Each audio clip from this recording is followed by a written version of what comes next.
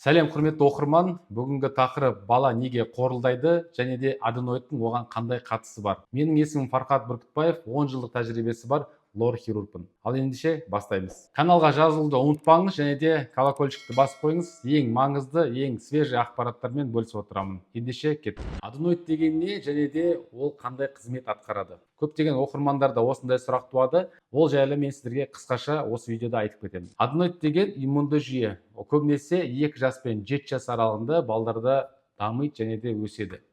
Ол иммунитетке тікелей қатысы бар. Қандай десеңіздер, мысалы, ол тыныс жолдарында орналасқаннан кейін барып, бүкіл инфекция болсын, вирус, бактерия болсын, оның бетіне қонады, ол ағзаға соны таныстырады. То есть, не үшін бала садик кезінде, мектеп кезінде көп ауырады? Себебі именно сол уақытта бала қоршаған ортамен танысады. Бүкіл инфекциямен именно садик кезінде, кішкентай бала кезінде ол ауырып алады да, ересек кезінде көп адам көп ауыра бермейді. Ну, максимум жылына 1-2 рет может тұмаумен ауырады, болды. Оның бәрі сол кішкентай кездегі иммунитеттің дұрыс қалыптасуы. Дегенмен де аденоидтың өзінің дәрежесі болады және де оның пайдасы мен зияны болады. Мысалы керек болсақ, аденоидтың 3 дәрежесі болады. Бірінші, екінші дәрежеде көбінесе біз консервативті ем қолданамыз. Дәрі-дәрмекпен аденоидты әрмен қарай өсірмей, сол кішкентай этапта пайдаға, ағзаға қатты зиян тиместен емдеп шығуға болады. Бірақ дегенмен де көп ата-аналар андай 3-ші дәреже болып аденоид өсіп кеткен кезде келеді, уже анаған дәрі көмектеспейтіндей дәреже болады. Ол кезде біз әрине операция ұсынамыз. Сол орайда ата-аналарда сұрақ туындайды. Иә, аденоид деген білеміз, және де ол 12-14 жасында әрмен қарай жоқ болып кетеді ғой деп сұрақ қояды. Мен айтам ата-аналарға, иә, бұл жерде ешқандай сенімді жоқ. Кейбір балдарда ол жоқ болып кетуі мүмкін, 12-14 жасқа келген кезде, кейбір балдарда ол сақтап қалуы мүмкін. Демек, біз бала 4-5 жасында аденоид 3-ші дәреже болып өсіп кетсе, 12-14 жасқа жетем дегенше арада 9-10 жыл бар. Сол жылдың арасында ешқандай кепіл жоқ, балада асқыну болмайды деген. Ол құлағына су жиналуы мүмкін, бала дұрыс ұйықтамауы мүмкін, түнде қорылдауы мүмкін, басқа кислород бармауы мүмкін. Сол себептерден көптеген асқынулар болуы мүмкін. Мектепте үлгерімі төмендейді, зейіні төмендейді.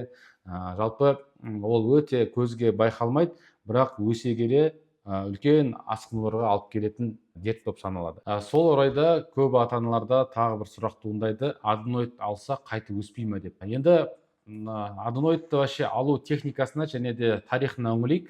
Себебі бұрынғы заманда, союз кезінде аденоидты алу өте қорқынышты бір ужастик фильмдер сияқты болған. Неге? Өйткені баланы отырғызып қояды, оның қолын байлап қояды, және де ешқандай наркоз жоқ.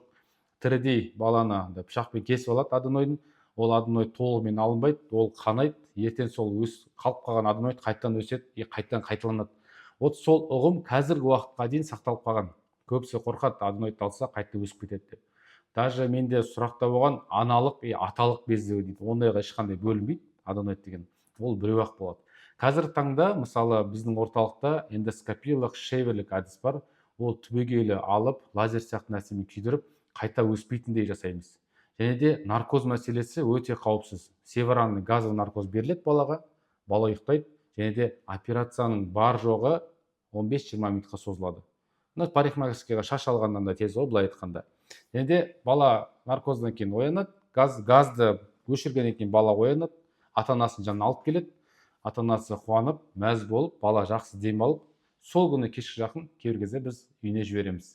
Кейбір балдарды азанға дейін сақтап, бақылап та отыратын жайымыз бар. Және де тағы да бір сұрақ туындайды: аденоид деген иммунитеттің ағзасы болса, оның ағзаға пайдасы болса, неге біз аденоидты алуымыз керек? Ол бір иммунитеттің бөлшегі ғой.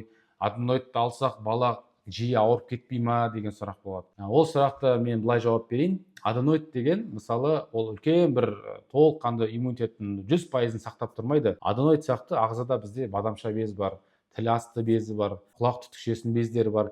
Сол аденоид сияқты бір 6 иммундық жүйе бар. То есть, былай қарағанда 100%-ның ішінде аденоид деген бір сәл ғана бір бөлік болып тұр. Бірақ басқа иммундық ағзаға қарағанда, мысалы, бадамша безі болсын, тіл асты безі болсын, құлақ түтікшесінің бездері болсын, олар қатты тынысын тарылтпайды, және де асқыну олардан болмайды. Сонымен қатар оның пайдасы өте орасан зор. Ал аденоид неге біз именно аденоид деп айтамыз, неге аденоидты алу керек деп айтамыз? Себебі ол тыныс жолдарында орналасқаннан кейін және де көлемі өте үлкен болып үшінші степеньге өсіп кеткеннен кейін барып оның пайдасына қарағанда зияны көбірек болады. Сол себепті біз қатты өсіп кеткен аденоидты алуға кеңес береміз. Мысалы менің 10 жылдық тәжірибемде менің қол астымнан 10 мыңға жуық операциялар өтті. Соның қатарында көбісі аденоидпен алған операциялар ата аналар маған қайтып келмейді. Менің балам аденоид өсіп кетті, немесе балам иммунитеті төмендеп кетті деп. Жоқ, керісінше маған жақсы лебіздерін білдіреді, және де бір атаның айтқаны болған, неғып осы уақытқа дейін созып операциядан қорқып аденоидпен жүрдік деп. 2 жыл қиналып жүрген, бір 15-20 минут ішінде бүкіл проблема шешіліп, баласы емін-еркін демалып, садикке барса, олар былай болатын, 1 апта садикке барса, 2 апта ауыратын. Ондай емес, қазір кішкене мұрны су ағады, мұрны қатты бітелмейді, бала тез реабилитация болып тез жазылып кетеді. Сол себепті егер аденоид үлкен болса, 3-ші степень болса, ешқандай қорқыныштың қажеті жоқ. Егер хирург ұсыныс жасаса алуға, оны қазіргі заманда заманауи қауіпсіз алуға мүмкіндік бар. Және де қазіргі ғасырдың дерті десек те болады, аутизм бар, задержка бар, ЗРР, ЗПРР дейді. Ондай балдарға гипоксия, то есть миға кислородтың бармауы өте қатты әсер етеді оның дамуына. Ондай балдар приемда менде болады, көп десе де болады. Эндоскопия барысында аденоид анықталады. Мен кеңесім баланы қинамай, және де баланың дер кезінде дамып кетуіне, тезірек сөйлеп кетуіне сол аденоидты алу тікелей қатысы бар. Аденоидты алумен біз не істейміз? Миға кислород баруын қамтамасыз етеміз, баланың ұйқысы тынышталады, және де ауырған кезде ұзақ созылып кетпейді, дер кезінде емделіп кетеді. Осындай асқынулар болса, лорға міндетті түрде тексеруге барыңыздар. Және де аденоидтың тағы да бір зияны, ол баланың бет жағын дұрыс қалыптаспауы, тістерінің қисаюы, себебі баланың аузы ашық жүреді, тіл таңдайға тимейді, жоғарғы жақ дұрыс дамымайды, сол себепті тістер қисаяды. Болашақта ол брекет тағуға мәжбүр болады. Бірақ брекет те көмектеспеуі мүмкін. Ойламаңыздар, брекет тақтым, тістерім түзеленіп кетеді деп. Жоқ, мүлдем олай емес. Оның бәрі сол аденоидтың әсерінен бірінші лорға барып мұрын тексертіп алу керек, аденоидын анықтап алу керек, аденоид болса оны алып, одан кейін барып брекет таққан дұрыс деп есептеймін. Және де қазіргі жалпы сөйлеу мәнерінде де балдарда маңқалам сөйлейді, дұрыс әріптері шықпайды. Оның бәрі сол аденоидтың болуынан. Демек, былай қарасақ, құрметті оқырман, аденоидтың проблемасы өте көп. Оны айта берсек, мынау эфиріміз бізге сыймай қалады. Сол себепті тағы да көкейіңізде жүрген сұрақтар болса, комментарийға міндетті түрде жазыңыздар. Осы пайдалы видеомен өзіңіз таныстарымен бөлісіңіздер. WhatsApp, Instagram статустарыңызға қойыңыздар. Және де менің міндетті түрде парақшама тіркеліп кетіңіздер. Қазақша медицина саласында бүкіл ақпаратпен сіздермен бөлісіп отырамын. Келесі кездескенше қош сау болыңыздар.